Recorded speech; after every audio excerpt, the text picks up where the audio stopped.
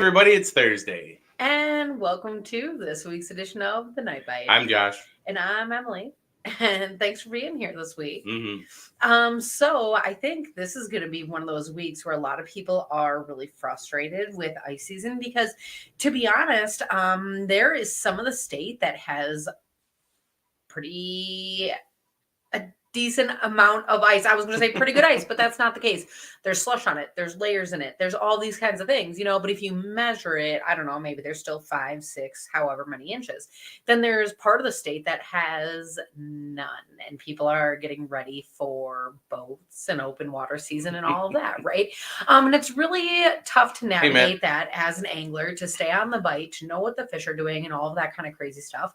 And I guess as an ice angler, it's really tough to stay on the ice conditions, because when we have these really warm days, sometimes there's like clouds everywhere and the ice is fine. And then sometimes it's sunny and it just deteriorates faster than you would believe. And I think that's really the struggle that we're dealing with right now. Yeah, I mean, ice has been all over the place. The warm weather's not helping. Now we're getting sun on top of it. It just is, I don't know. There's all kinds of worries. It's not just ice fishing as a winter activity, but we have like all kinds of the winter sports and activities, like we were just talking about tapping maple trees, and it's like the beginning of February. And so, I'm not a seasoned veteran. I didn't do that kind of stuff when I was little, but so I'm not sure when that's going to happen. But all these things are being disrupted this year, so it is kind of frustrating. And just, big thing, remember, wear your picks, bring your spud bar, wear your float suits if you have them. It may not even be a bad idea to just tuck away like a life jacket in your sled just in case, because it can get bad fast out there, so just be safe. Well, and it's not yourself that you're necessarily preparing for. Like, we all seem to know our limits, or I don't know, according to Facebook, people all do, right? But sometimes you are packing that for somebody else. I heard on Poiganless last week, I don't want to bring up something super controversial, but there was a situation where a vehicle went in and actually somebody was in an active state of drowning. And so I think this person was saved. I don't know about the actual gear and that kind of stuff. But that's a tragic situation. And so to be prepared, and you never know what somebody else is going through. But I mean, I guess we do still have a little bit of ice, and it is still decent. Our spud bar is not going through, and it's not even that thin, so I shouldn't joke like that, right? But the bite has been a little bit inconsistent for us. And the only thing that's funny about that is, if you are watching Facebook, it feels like everybody else in the world is catching nothing but monsters right now. Yeah. I mean, I guess it feels like that, but that's only because I'm at work. Because you're at work. So Saturday we went out, and I feel like we did a little bit better. Sunday, I feel like, is that how that went, that I didn't do so well? And we tried to sneak out after work yesterday. I'm confusing all of these days because ultimately it just gets dark so fast, and we thought that we could get out, and it wasn't a time that we could stay for a night bite, and so we had to bail out pretty quick. And it wasn't what I imagined it would be. Yeah, we had a pretty slow day on Sunday. I think it was a little bit of a learning curve for me. We pulled up to some, we're fishing a lake, doesn't have much structure, and so we just were playing topography game, and we pulled up, and it was in, the deep parts in 13 feet and the shallow parts in like 3. And I got a lesson in perch and walleye fishing and being quiet, I think. And that, coupled with some clearing in the north, high sun, was tough for us on Sunday. Saturday, I don't know, it was fine. I mean, we did all right. Emily caught a bunch of nice bluegills. I caught a couple crappies or 2 on some shiners. Yeah, I don't know. I'll actually maybe throw this out there. Maybe this is a good prompt for comments at home for people who are watching, but I'll kind of throw both of us under the bus, I'll say. was that Saturday, we went out to this lake, and kind of some of the spots we weren't sure if we wanted to walk to. Some of them were full, some of them, I don't know, you just balance where you're going to go. And we ultimately landed on a spot, and that ultimately doesn't matter. And we set up all this different kind of stuff, because when we put the camera down at first, we saw like clouds of perch and walleye go through, right? That's great. And then for however long, we did not get bites, right? But we felt like, because we were set up with our set rods and everything, our snare rods, we felt like we couldn't move, and so if that was tip ups, we would have felt the same. And so I guess I'm interested in how people at home balance that, like, set up and cover the water but keep mobile. I know our rods are able to do that, but I find I have a lot of stuff with me, so maybe it's more of a me problem than a gear problem. Look at Josh's face. But the other thing that I'll say about this little spot is that it is a great little fishing spot. And so maybe the day was also just off, because especially as it crept closer to evening, what we noticed is that many other anglers came by and tried to steal our spot, to be honest. I think that there was a local guy that, like, was a little bit upset that we were there. He circled us with his machine a few times, and ultimately he found another spot to fish. And if he would have stopped, I would have said, hey, fish with us, but he didn't, so there's that. But I guess I'm interested in how you guys navigate all those different situations, and ultimately maybe we just have to try it again and see what that bite's like. So interested in what people have to say there. If you have ice, let us know that. If you Mhm. don't have ice, let us know that. If you're somewhere in between, we're interested in those different trends of the ice belt. So share that in the comments. Otherwise, if you have questions along the way, put that in the comments, and then we'll ask that or share that with our guests. So without further ado, let's bring them in. Welcome to the show, Alex. Hello, hello. How's it going? Hey, bud. Awesome. Thanks for being here. Thanks for having me. Yeah. So I think that there are some people in the comments that are excited to see you here tonight. But for people who don't know you, can you share a little bit about yourself? Sure. So my name's Alex Dvorak. I'm the social media / pro staff manager for Neptune Ice Rods. I'm also a proud member of the Ice Junkie promotional team. And as of a few nights ago, I'm one of 6 from said team that are going to be repping Finn's Braids. Oop, there we go. Pretty excited about that. I was actually at an event for veterans like myself called the Wisconsin Veterans Fish Camp back in October. It's like a 3-night, 4-day muskie camp, and they send us home with a bunch of goodies, a rod and reel combo from Elk River Customs, and Finn's actually donated all the line, and that was my first taste with them. And I had no idea they made an ice line.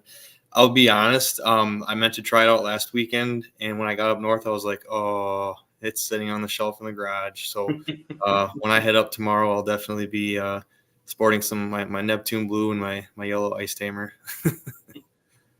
Yeah, I actually just spooled some up on a walleye rod. It felt really weird spooling a walleye rod up with 4-pound test, but well, it's actually like a light walleye rod and a heavy crappie rod, but Sure.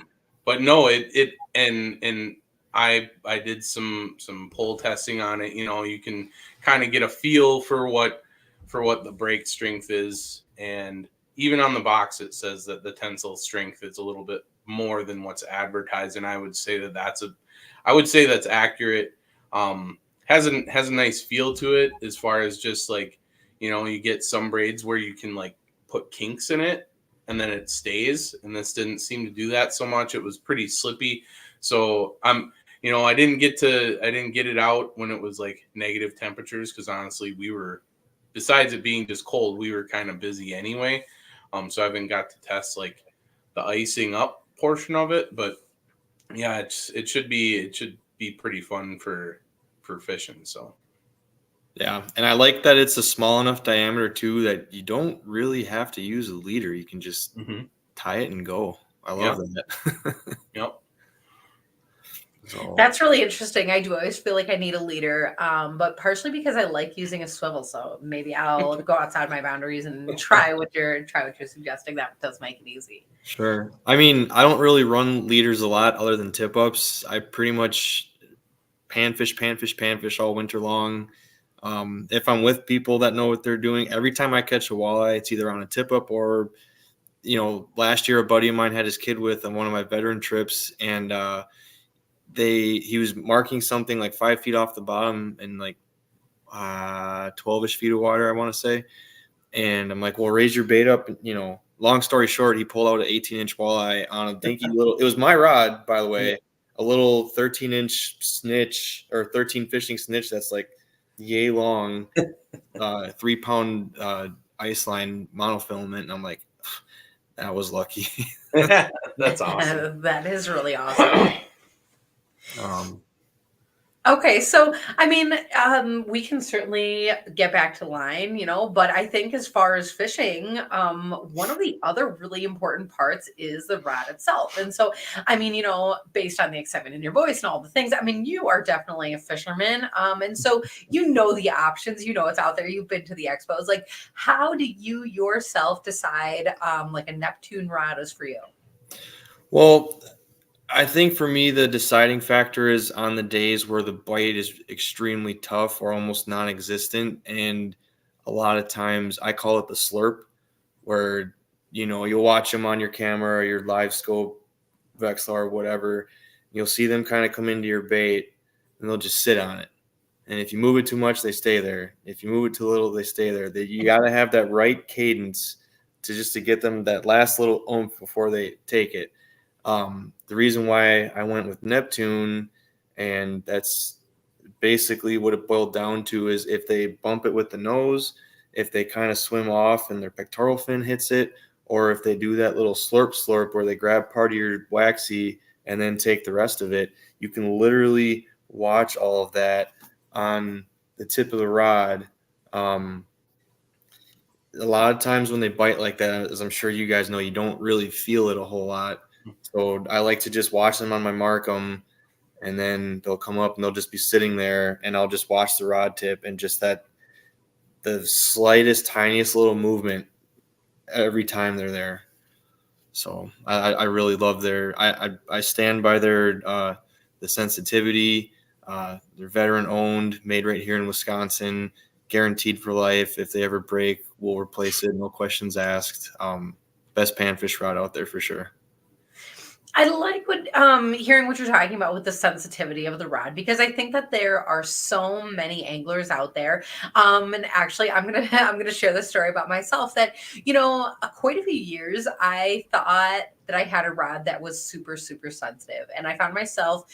This was when I was actually pretty new to having an aqua view, and I was able to drill 2 different holes in our shack that we had up, and I saw something that I never thought was possible. Is I saw the fish, in this case a bluegill, come up and eat that bait. So maybe even what you're calling the slurp. And this was not aggressive. This was not crazy. It was one of those teeny tiny, barely a nibble, right? But that fish had that bait in its mouth. And I'm telling you what, that rod tip never moved, and that line never moved. Nothing ever moved. I didn't even breathe at it. You're waiting for that moment, and I never would have believed it unless I saw it on camera myself, because in that case I thought that I had a great rod. And so I think that's one of the things that led me on a journey to finding additional gear. But it's so cool to hear that account from other people that sometimes people like hear online, oh, this or that rod, this is great, in this case Neptune. And so people can go out and have that experience and detect those really light bites. And I think that's a huge part of the catching. Mm-hmm. Yeah, absolutely. And the other thing I like about our Neptunes as well, and this is something that you guys have seen before, but the 45-degree handle. Last year when I just joined as their pro staff, it took me, a few trips to kind of get the hang of it. But I have I'm going to try really hard not to get through the story without laughing, but I saw in the comments my buddy Matt's watching, and he's a bigger fella. I'm like 5'9". He's, I don't know, 6'3", maybe 6'4". I don't know exactly. But he's a big dude, and we'll sit in our shack, our little flip over, we'll be jigging. I can literally give him the same size and color jig, same bait out of the same puck, literally mimic everything I'm doing, and he'll just sit there, I'm working, and then he'll swing his rod up so high that he actually hits the ceiling of the shack and bends it, putting slack in the line. The hook sets are never there. But on top of those that have arthritic or carpal tunnel issues with their hands or the forearm stiffness, that's why we originally invented this. It's also good for people like Matt who like to high stick a little bit. So you just flick your wrist and reel. It's super simple. So, sorry, Matt. It is super simple, or it can be, or I guess that's in part determined by the fish and how hard they bite, which is kind of funny. But the nice thing is that there are these different options that exist, right? And so one of the cool things is like you're talking about this handle and you can show it on video, and that's perfect. Like I love seeing that. But when you are at an expo and you walk up and you see all of these displayed out on the table, I mean, that is really kind of an unusual sight. And as far as being somebody who's like walking around and seeing so many options, it's easy to have your eye get caught by those rods. Yeah, no doubt. Like I was saying, I don't really target walleye, or I don't really use your heavier action rods. Even in the summertime or open water season, I should say, whether I'm pan fishing, I like to walk the trout streams a lot. If I'm not throwing like a general purpose spinning rod for like bass, pike, or whatever bites, I'm usually looking at that lighter to ultralight action. We actually this year came out with a new lineup. We have 3 new rods. 2 of them are actually straight handled. The recoil rods, we got into the auto setting game, but the one that I'm really excited for is the 44-inch. We call it the hole hopper special. But I see it as, this might be Neptune's first taste at the open water market just a little bit. It's like the perfect size for trout and those really tough, you got a lot of obstacles, a lot of branches hanging over the water, those types of trout streams and kayak fishing. We only have 5 in stock at the moment, but I'm going to be pressing Phil and the rest of the Mathwig family to order more. And I really think you're going to see an explosion of those, hopefully. So. And you were saying that that's really unique because those are going to be a straight handle. Oh, I'm sorry. So the 2 straight handles, those are our 280 and 320 recoil rods. We designed those to compete with the other rod makers they fit the Jaw Jacker, the Automatic Fisherman, the Sullivan Tip Down, the Clam Predator. So we just wanted to get into that market. But this hole hopper actually has the 45-degree handle on it. So that'll make open water fishing a lot more interesting, especially I can see it. And Phil and I were talking about this last week, and I think kayak fishing, if you get a big fish on, you have that extra, handle. It makes it a little bit easier, and a shorter rod, fish isn't as far away. You're not having to hold your rod as far back to grab it out of the water, or whatever the case. Well, and you're talking about like kayaks and stuff, but you mentioned trout streams, and I really have always thought about taking, honestly, an ice rod, because some of the trout streams by us, like, if you get into these really narrow spots, and in this case, what you're saying, I think you said a 44-inch. Yep. I mean, that's got quite a bit of length on that, and so you can kind of cast that around. But in some of these cases that get even narrower, I've even thought about just like how helpful a really short ice rod would be. So I don't know how it would be to cast that, but a 44-inch rod sounds like it would probably do just fine. Well, I will say after trying it last year, last winter, I was fishing below the Monashallock, and there was some open water from where the actual steel of the doors is, probably, I don't know, 20, 30 yards out, kind of to almost where those little concrete openings kind of end. And I could see these nice bluegill snapping at the surface. So I walked towards the open water as close as I could before I started feeling the pucker effect a little bit. And I put on a heavier jig, and it was actually my Neptune, my 28-inch ultralight. And the idea was that extra weight and the sensitivity of the rod would like kind of slingshot a little bit further. Just use them for ice fishing. They don't care. Okay, I'm glad that you said it the way that you did, though, because I imagine exactly what you're saying. I'm like, this is going to be great. So if it's not quite like that, then thank you for being honest. Yeah, not to say it wouldn't. Maybe my jig was a little too heavy. Tough to say. Oh my gosh, that's actually really awesome. But it is really fun that, when you have like a rod that gets to do all of these different features, or, we have people that are halfway between ice and open water right now. And so if you're talking about a situation where you can have an arsenal of rods that are good for the kayak and ice season, so your ice and open water, I mean, that's one of the things that's best in this world is when you have gear that is kind of year round. Yeah, absolutely. I was just reading some of the comments. It looks like damn near my whole pro staff team just about is watching. So good on you guys. Oh, Well, it's good to see everybody.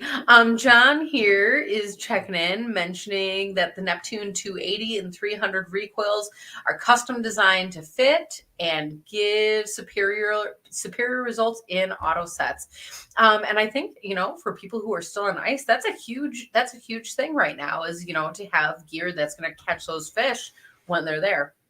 yeah, absolutely. I actually just got my first Sullivan tip down recently. So I'll be running that this weekend when I head up to Vilas County. Mm-hmm. So Nice. and we actually had a Berglund Outfitters wanted to try them out. They have I'm not going to say the rod company out of respect. I don't want to stir the hornet's nest, but the ones that they use for their I don't know if have you guys ever been to Lake Ogeebic at all? Yeah. Mm-hmm. Okay, so you know how that style of fishing is. You run your jaw jackers and then you sit in a shack and wait for them to go off.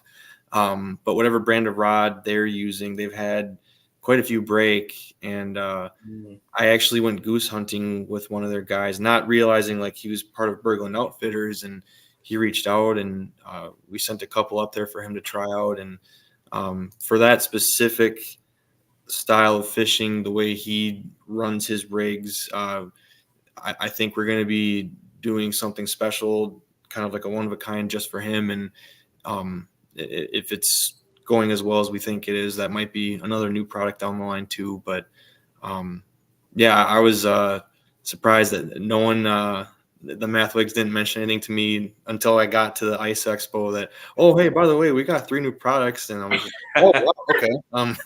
Sweet. Awesome. Oh. And so one of the things that you're talking about with Gogebic is, if people have not been there, it's an amazing perch factory. I think I've heard that if you stay in the Bay areas, it's pretty decent for walleyes. Honestly, I haven't ever done that. Because when I went, it was for perch fishing. Mm-hmm. And so the amazing thing about this lake, first of all, is how giant it is. And so you really have to be careful navigating it because it has a million different slush pockets and all of that kind of stuff. It's not you're just friendly little local lake that you can hop out on. But the other crazy thing about that is that the perch bite is not what most people expect, because you see people, they call them teeter pigs out there because they are long, there's length to the fish, but it is the girth. These fish are round. It looks like they swallowed a balloon and so you set them on the ice and they literally teeter around. It's pretty funny. And then toss them back because they're great. But that's the thing, is you'd expect such a giant fish to be somewhat of a predator. And so you'd expect kind of a decent bite. And honestly, even on days where they are crushing it, if you have a tiny, super delicate tip on your rod and it's beep, the tiniest, I know you didn't even see that. I know you didn't even, because that's the thing is if you are not watching for that itty bitty bite, you can miss it. And so I think so often people have spent time, getting, delicate tips, spring bobbers, all these different things. And I think for a long time, you're talking about auto setters, and it's funny because people started bringing them to Gogebic and there was a lot of dig your heels and that won't work. And I think one of the times that we went, you had even brought the dangler rod holder, and you even caught a perch on the dangler, which is so funny because the guides that we were with are that'll never work. But you're right, it is such a specific bite. And so you do really need to have gear that's, as prepared as you are. Yeah, absolutely. that's honestly a destination lake for me. It's crazy. It's such a big lake, but it's really skinny. Like it takes no time to cross it with a snowmobile. I've never been there during open water months. I've only ever gone up there for ice season. And this last trip I made in January, that was my 7th year in a row. I always go with Justin Sofa from Just Fish Guide Service. And the last 3 years, I was a part of a group called the Fallen Outdoors, and we did a trip for 10 veterans each time. We had a ton of donations come in. The last 2 years, we stayed at the Timbers Resort. We got a really smoking deal on our lodging. Stormy Cromer's always throwing in some hats. We've had some other support as well. But this last trip in January, it was crazy. For one thing, we caught 23 teeter pigs, and that's not including the smaller like eater class fish. We ran tip ups this year and got 2 legal walleye, and then we had 2 5-pound suckers. Oh, wow. So yeah, it was the best bite we've had in 3 years of doing that. And even though I'm not with TFO anymore, I'm going to be using my platform with the Junkies and Neptune. And I think eventually when the timing is right, I'm going to start my own nonprofit. But either way, next year we're going to do it again. And it was wild to me though, because like you said, there's a million slush pockets. They hardly have any snow up there. They had maybe a foot. And I was talking to Tim Long, and he's like, yeah, last year we had, 100 inches at this time. And I'm like, your trails aren't even open yet. Like, if anyone's going up north this weekend, whether it's the UP or Wisconsin, don't bring a bunch of beer and your own food. Go to those small businesses, those mom and pop bars. They need that help so bad right now. And I wish I was a millionaire. I would just buy them all out for the season and be like, stay open. But unfortunately, with the tough conditions this year, there's a lot of people hurting. And I hope this segment here kind of brings a little bit more awareness, and hopefully we can help them out the best we can. Yep. You're making a really great point because, it's one thing to get the locals out, but those people who otherwise travel and come from farther away, I mean, it takes something to get them there, And so when people have been like stuck at home because the conditions have been crappy, I mean, it really does take its toll on whole communities. So for people who can still get out there, this is the time to do it. Mm-hmm. Yeah, and the bite's been absolutely phenomenal. Everything, I don't know about you guys, but from the last couple trips, this coming weekend will be the 4th or 5th in a row that I'm heading up to the Vilas County area. And every time I've gone up, it's been late ice conditions. Doesn't matter the size, the color, deep, shallow, weedy, rocky sand. Everything's biting, and they are hungry. And just this last weekend, I went up with Phil from Neptune. I had a couple friends of mine, and my buddy Brock Kangas from Brock and Reel and Guide Service came with, because he's I fish with him quite a bit, and he's always like, oh, you always need a guide to catch fish. And I've been telling him for like the last couple of years, come to my lake, leave your stuff at home, I will guide you. And the first thing I said, because they beat me up there that Friday, I'm like, why'd you guys set up so shallow? It should have been another 100 yards that way. And we moved. And oh my gosh, we caught so much fish. Realistically, if I wanted to, I could have had my limit of panfish by like 7:30 in the morning. You got to be one of the first ones out on that spot, because around like 7:30, 8 o'clock, when all the late risers and the people who need breakfast before they go out start making all that noise, and you can see them like they're high in the water column. And then as people start coming out, they get lower and lower until you have to really finesse them out of the weeds. And it's funny, when I take veterans out, I always try to make a point that they're new, so I can kind of teach them too, and not just give them a good spot to catch fish. And I'm like, your rod, think of like a conductor in an orchestra. This is your little wand, and you need that 1, 2, 3, 4, just the same. If your music's not sounding good or your symphony's out of sync, the fish aren't going to bite. If you're playing Mozart in an opera hall, you're going to be smacking those slab crappies all day long. So that's my, I don't have a patent on that analogy yet, but I should. So. Oh my gosh. Well, I'm laughing because You mentioned, oh, it's like the last few trips have been all late ice trips. And I was actually thinking a similar thought is I feel like this season has been like early ice, early ice, early ice, late ice, late ice, late ice. Like there's been no middle season. And it is really funny because I think, like you're saying, like it is almost funny as an angler to like watch all the different marks on the graph and like where they show up. And like it almost, you can't quite predict exactly what your marks will be. You're like, well, I think this one will be a walleye. And then you catch like a giant bluegill and it's like, huh, maybe that's just the lakes I'm fishing, right? But I think you're making an interesting point is that like with so much like thaw and melt, one of the things is that pushes a lot of oxygen right Yep. back through that system. And so like as the winter goes on, a lot of times fish get lethargic because they're slowing down because that oxygen is decreasing slowly. And that's the nature of the ecosystem. That's how things go. That isn't bad. That's the cycle. That's part of how lakes cycle actually.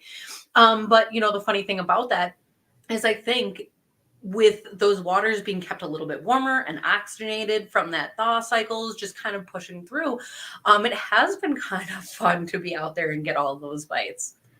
Yeah, it's like I said, I could have had mine by like 7:30, 8 o'clock. I stopped at 15 because I wanted to wait until the evening when the bite turned on again to see if I couldn't pick up a couple more crappies because that's the same lake that we were discussing before the show started. And I don't know about you guys, but there's so many damn bluegill in that lake that you'll get the the nice 8 to 10s, sometimes 7, 7.5s, and they have like the height on them too, but you can pinch them and there's like barely any meat on their bones. And in my opinion, I mean, I don't like my fillets super crispy, but you can basically, the point I'm getting at is you could just sit there all day long and just sort through them and it's one after another after another. I see my buddy Tactical Angling is watching. That's a good friend of mine, Justin Miller. He's a Army veteran, and he was out with us last weekend too. And he says he outfished me, but I wasn't using a live scope. And the Marine Corps being the big brother to the Army, I had to give him a win because I know they're always second place to us. So shout out to Justin. Oh my gosh, that's fighting words. I guess one thing that I've noticed this year, talking about, the oxygen distribution and some of our, on and off melts is that for the most part, we haven't had that much snow cover. And another thing that does is it keeps some of those bigger pockets of weeds a little bit more green. And, and where you're already starting to see some of that spring growth come back up from the older plants. Just on our aqua-view, if you go up into some of the shallower waters. So the one thing that does is it spreads the fish out too. Because you get later in the season, you'll get pockets of these low oxygen zones and it'll push them up from the bottom and it'll congregate fish into areas that have better oxygen. In this situation right now, the oxygen is spread throughout the lake and up and down and sideways. So the whole lake is pretty much full. And so just keep in mind that normally wintertime is a fun time for a lot of anglers. For one, you don't need a boat to get to anywhere on the lake. And two, fish are fairly predictable. Just because of those kind of phenomenons. This year we don't have those. So keep your mind open to different spots. Go try stuff that you might have been successful in the fall. Even try some of your early spring spots now because you might be surprised that there's fish in those spots. And if your spot that you're normally producing, if you're out in the main basin and you might be picking off smaller fish than you're used to or not as many as you're used to, it's just because they're dispersed. So just go and check different spots, use the easy travel that way. And it can be fun. So just like we said at the beginning of the show, just be wary. It's the lake. The ice hasn't been consistent lake to lake, even from one side of the lake to the other. It can change pretty quick. So go adventuring, but be cautious. Yes, and always, like we said at the start of the show, bring your safety gear, your spud bar, your picks, float suit if you have it. I always let my wife or my mom or my dad know, like, hey, this is the lake I'm going to be on. Don't show anyone these pins unless you don't hear from me, but here's where I'm fishing. Yeah. So, That is a really good point, though. I think a lot of times people are like, oh, I'm just going to fly somewhere after work, and they forget to tell somebody where they're going. And that is really important, especially with crappy ice conditions. So not to be a downer, but like yeah.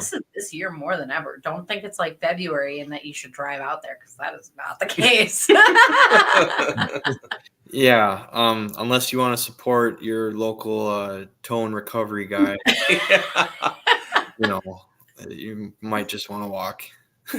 Yeah, just It blows my mind a little bit, like on all these different fishing pages, how many that are from Wisconsin are like, hey, how's the ice up here? I'm assuming it's this and that by now. It's like, watch the weather too. Before going out, if it's sunny, if it's windy, if it's above freezing. Like, I've been watching the area that I'm going to this weekend like a hawk, and based on the conditions last weekend, I think that 10 inches of ice is going to be closer to about 7 of solid ice and a 3-inch layer of some mushy, wet, sloppy, just ugh. But luckily the spot that I'm going to it's about a 300-yard walk or so it's not bad. And it's going to be like in the 40s, so I'm not bringing a shack. I'm just going to load up a small sled with what I need and pack light. Yeah. Well, and earlier in the show, you were mentioning about like supporting some of these communities. And so bait shops are a huge part of that. I think we talk about that in all seasons, all the time. That's important, but now more than ever. But what you can do is be calling these bait shops. You're referencing these people that are, oh, I live here, but I'm trying to travel there. What's it like? And, it's great to have Facebook and social media as a resource or as an outlet. But that's the thing is, I think there's so much inconsistency in the reporting. You never know where somebody's report is coming from, if they're even in the same place as you. If you ask for like big lake this and they're talking big lake that, everywhere has a big lake and a long lake and a whatever lake and everything lake. And so it's just so funny like that.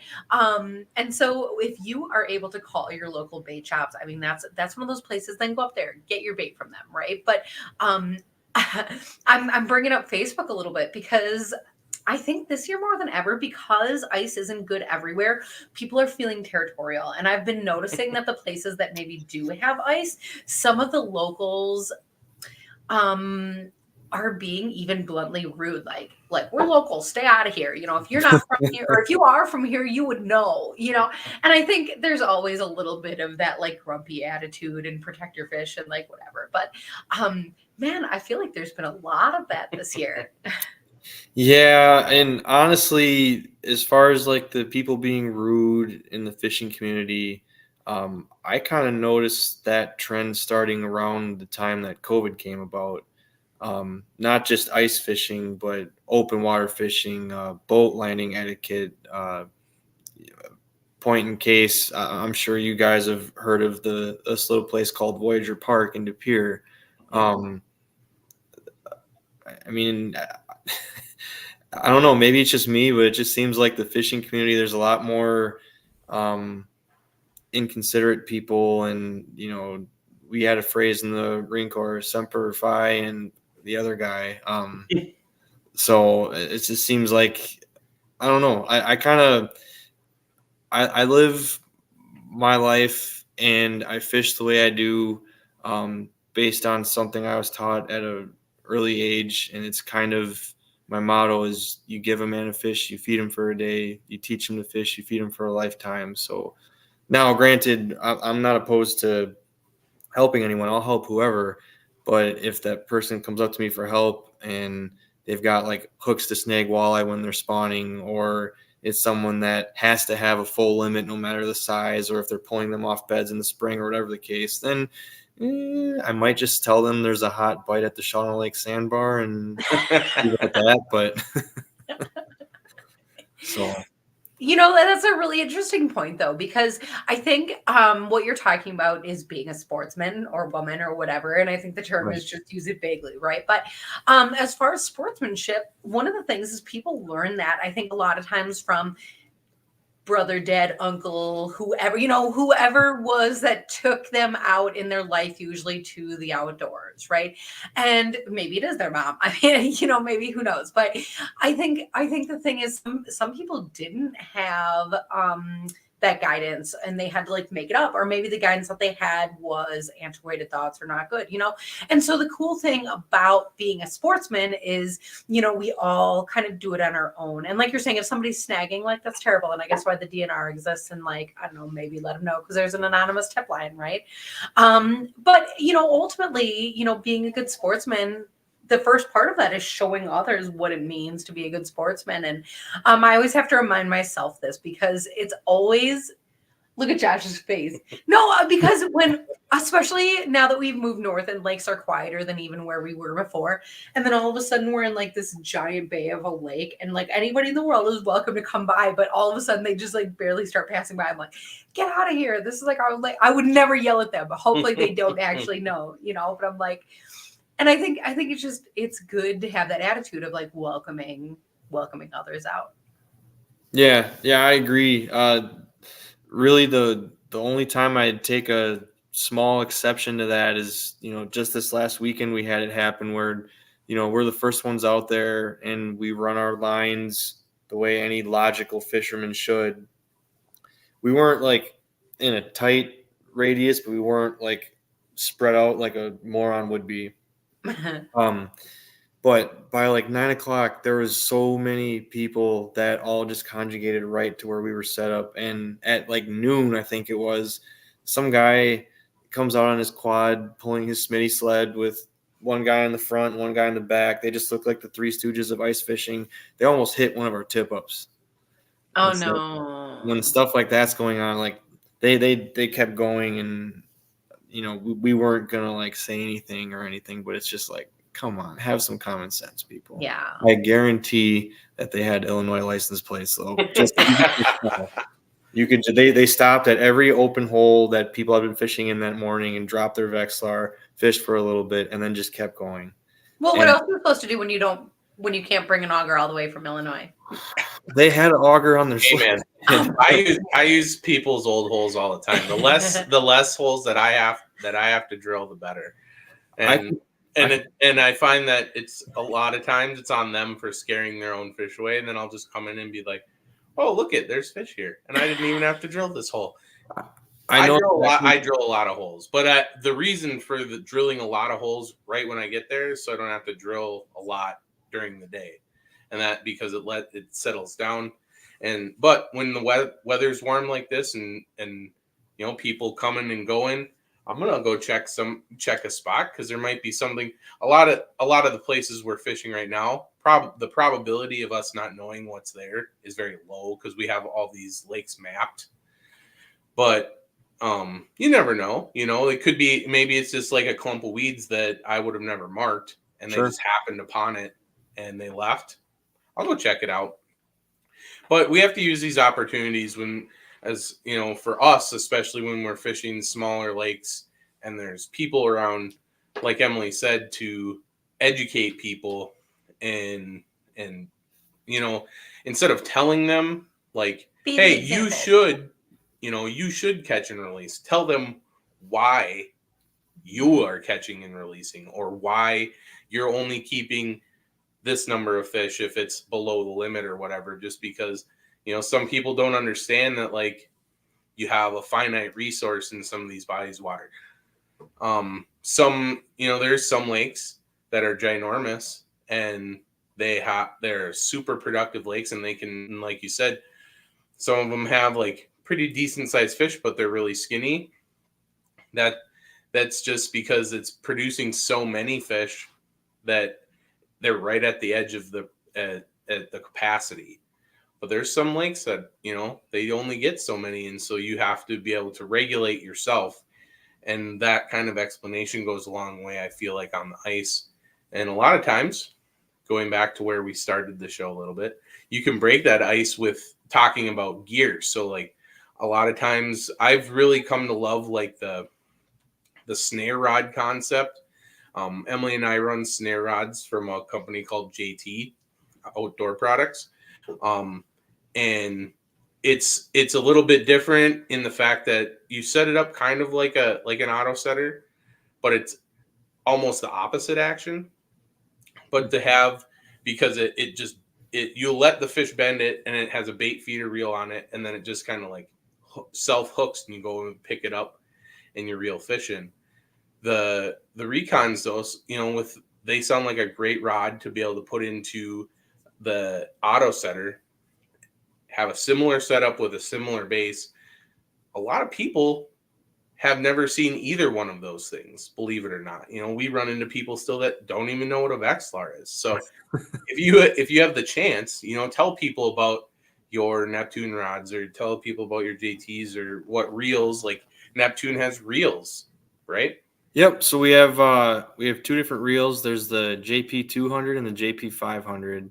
And really it just comes down to the amount of ball bearings. I prefer the 500s, and I'm not just saying that because that's the more expensive option.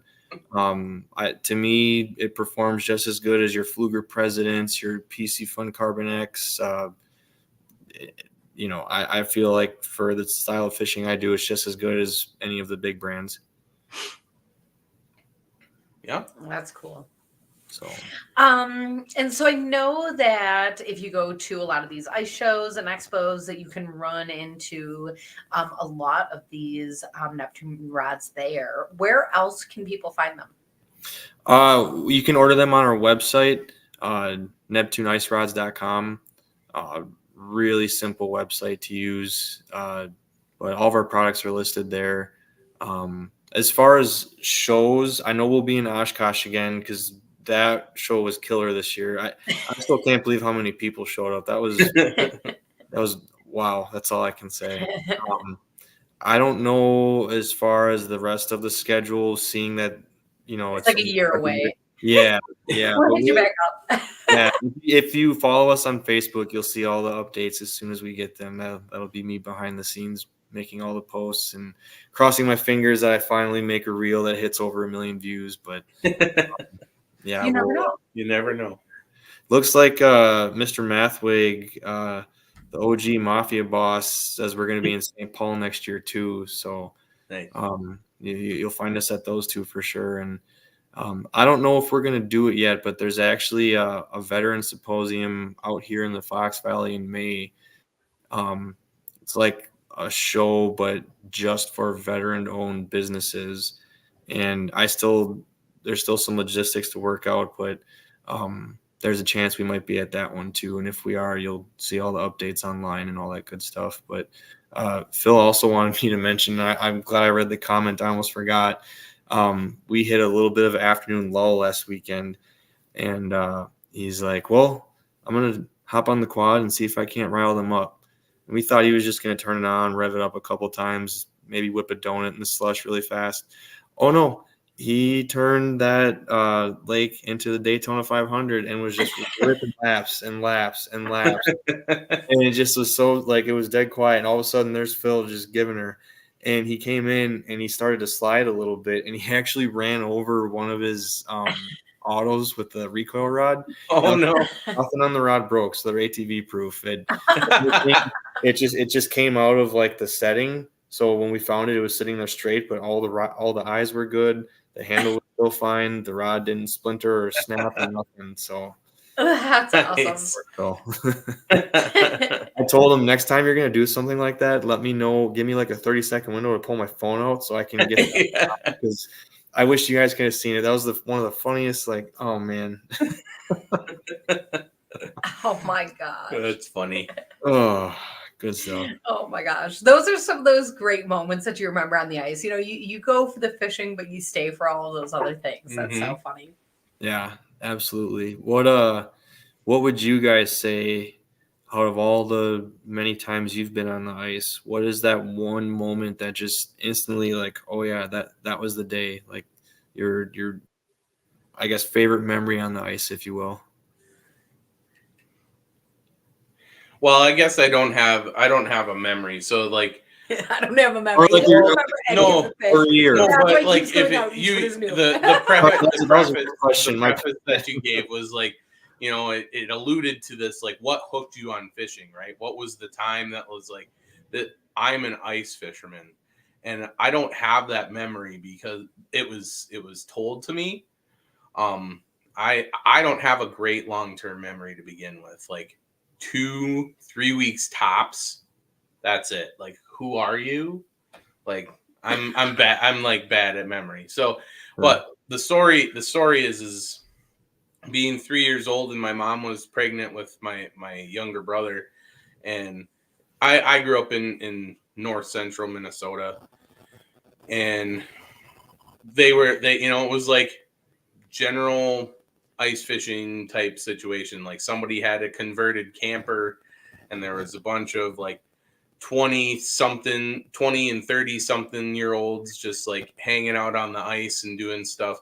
And um my mom told me that I sat on a bucket for over 8 hours just doing this at 3 years old. Like they didn't even think to like keep an eye on me. Like they just look back and I'm just sitting there, and that she doesn't remember if I caught anything or not, but like obviously I didn't have an electronics. I just was sitting there like this. And so I guess it just has just always been there. I don't know life without.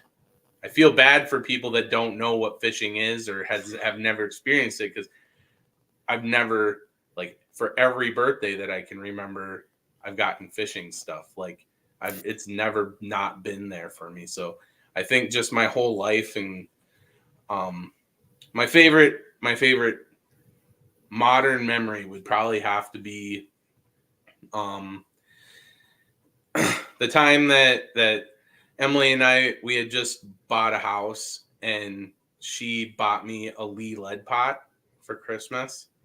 And I was like, "Oh, that's a really nice gift." And now it's blossomed into a whole basement full of plastics pouring and rod building and jig making, and like there's a 3D printer in there now, and like it's just like a whole like fishing building center. And so I think that's probably my favorite, just because it was really like really let me go to where I wanted to with fishing. It became more of a lifestyle than just a sport, you know, for me. So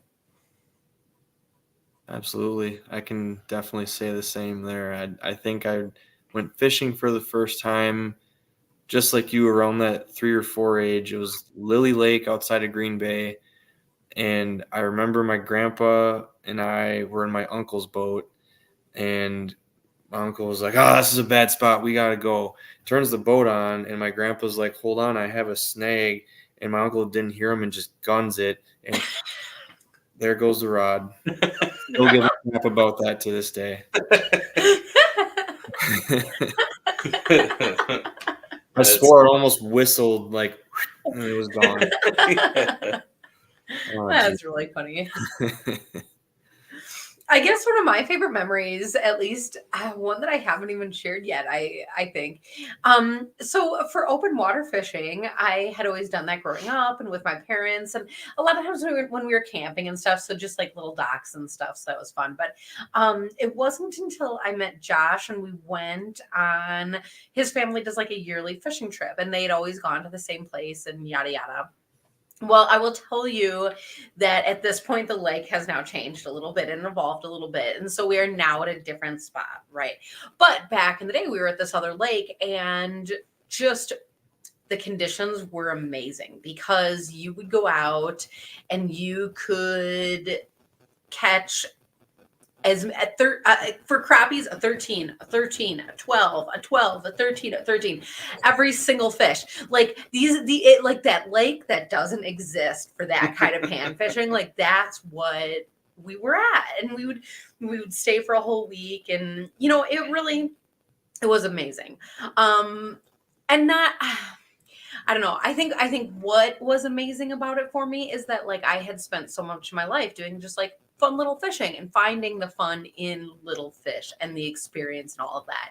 And so when you have your first taste of like big fish are out there, like and like sometimes a lot of them, and it's like, oh my gosh, but it really gives you the sense of like the hunt is on, like the world is your oyster or something, like just choose a cheesy quote, like just go and find them, and so I think that's one of the things that ignited my passion for like especially exploring little tiny lakes, because it made it possible to like go through and really dissect a lake in a day and find those fish. And so I think that's one of those things that really helped me have a fishy brain. And so just kind of a fun story. Mm-hmm. Yeah, absolutely. Where my aunt's cabin is used to be like that with bluegills, 12s and 13s. You go out, fill up a bucket, fry them up on shore, go out the next day, do it all over again. But I would say my overall fishing favorite story, it just happens to be an ice fishing story. But when I was in the Marine Corps, I had a are you familiar with like if I said a Scion FRS, would you know what kind of car that is? Yep. Okay, so I had a little rice burner essentially, 6-speed rear wheel drive manual, fun little car for California. Not a good car for Wisconsin. I had that thing for 2 winters before I finally ponied up and got rid of it and got a truck. But that first year home, when I got out of the service, that's how I met my buddy Matt. He's the Brown County CVSO, and I have this wonderful talent of making conversation, becoming friends with strangers, and that's literally what happened when I went into his office that day. We started talking fishing, and it was like mid to late November, so it was actually snowing out that day. And I remember looking out his office, and I'm like, "Oh, I can't wait to get out ice fishing." I never really did it a whole lot prior to the military. I would just like go on the bay for perch. I'm from Swamico originally, so it was always the West Shore, West Shore, West Shore. Hmm. But that's kind of how I dealt with some of the stuff I was dealing with post service was, outdoor therapy essentially. And so I kept in touch with Matt, and we've been fishing together quite a long time. I can't do that kind of math right now. But anyways, the specific story is Kentucky Lake up in Vilas. It's like half in Vilas, half in Forest County. But a buddy of mine told me about it, and he's like, yeah, you got to get on this specific hump and you'll get all the crappie you can handle. I'm like, all right, cool. So I've never been there before, but I've been to the area quite a bit. I plug it into my GPS. At the time I had a Strike Master, a little putt 2-stroke. The motor was wrapped in a towel so the oil wouldn't leak on my front seat. All the way back, put it in there nice and gentle. My Smitty sled was on its side, kind of, flipped into my trunk, and everything else was just this big bench as a back seat. Anyone that ever had to ride back there, I'm sorry, because you probably ate your kneecaps a couple times. But it's not a passenger car, sorry. But anyways, all my stuff was loaded up, and mind you, like this thing was, I'm not gonna say pimped out, but I met some people that I probably wouldn't have if I didn't have that car when I was in California. But there I am running up to the Northwoods, following my GPS. Has me take this gravel road, which hadn't been plowed yet, and they had just gotten like 4 inches of snow. So I'm bottomed out, and I'm sitting here like, I don't see the boat launch signs. I don't see the boat. Long story short, my GPS took me to the other side of the lake where the kayak access is. Oh no! Main boat launch where I wanted to be. Oh no! And there were several times I had to go like up this hill and then back down, and then I almost didn't make it up the hill. And there's no one at like all these cabins hadn't been touched in who knows how long. Oh no! I was like miles from, is that 70 or A? I forget which highway it is, but I would have been screwed. I eventually made it to the parking lot, and thank God that was plowed. And I'm like, well, I'm already here. I might as well, go try it out. So as I'm walking out, I pull out Navionics. I'm like, oh, there's these 2 humps. and from the shoreline it kind of makes this bowl effect. But then these humps stick up, and there's like this little. There's got to be fish that cruise through there. So I sit on the corner of one facing the bowl with this little. I called it like a highway, where they basically have to go in between me and the other hump to get towards shore, or vice versa. And I kid you not, within about a half hour after I was like sorting through them all, I banged out a limit of perch, ran over to the Best Western and Eagle River. I'm so sorry to the cleaning lady, but I wasn't prepared to like be on such a good bite. I had to take at least a meal home, and I basically laid newspaper all over the sink in this hotel room and flayed them all right there. That's so funny. My whole Sorry. Well, that's why you always bring, I guess, like a cutting board and a knife with you in your truck now. Absolutely, yes. I learned my lesson that trip. Absolutely. Oh my gosh, that is so funny. So So we have had a lot of fun sharing stories and talking rods and all of these crazy things. But I think you already gave us the website for Neptune. But could you remind us of that? yeah, it's www.neptuneicerods.com. And then you would also mention kind of some outreach and stuff with veterans. Do you have anything specific coming up that you know of, or just check out the Facebook pages and you'll post it there? Just keep an eye on our Facebook pages for right now. We did just do a giveaway. I did pick a veteran to come out this weekend, but seeing that he signed up all the way from Indiana and the poor conditions, we're gonna keep in touch. If anything, I told him he's welcome to come up to my place this summer, and I'm gonna be upgrading my boat. I can take him on Winnebago and catch all the walleye and sheephead that he wants. Yeah. But in the meantime, like I said in the start of the episode, I'm going to be using Neptune Ice Junkies as my platform to advocate for veterans the way I was with Fallen Outdoors. And when the time is right, I'm either going to join a similar group or start my own. And I'm not going to be competing with you guys, but I do intend on starting my own podcast too. It's going to be more catered to like general Wisconsin things and veteran things, but there'll be plenty of hunting and fishing in there too. So Awesome. That will be awesome. More the merrier. Yeah, I was going to say we're excited about all of that. And we'll be watching your Facebook pages to see when all of that comes out. So it'll be great. And, you know, maybe as the seasons change, we'll have you guys back on again. But otherwise, thanks so much for being here tonight. Yeah, guys, thank you so much. It was a pleasure to meet you at the Ice Expo. I really appreciate you having us on like this. Again, we're veteran owned. Everything's made right here in Wisconsin, and our $40 rod will outpace the $120, $130 rods any day. So you can take that to the bank. There you go. That's awesome. And to the people at home, thank you guys for joining in as well, because that is always a big part of the fun, your questions and comments and things along the way. And I guess the only next thing is just seeing you on next week's edition of The Night Bite. Night, everybody.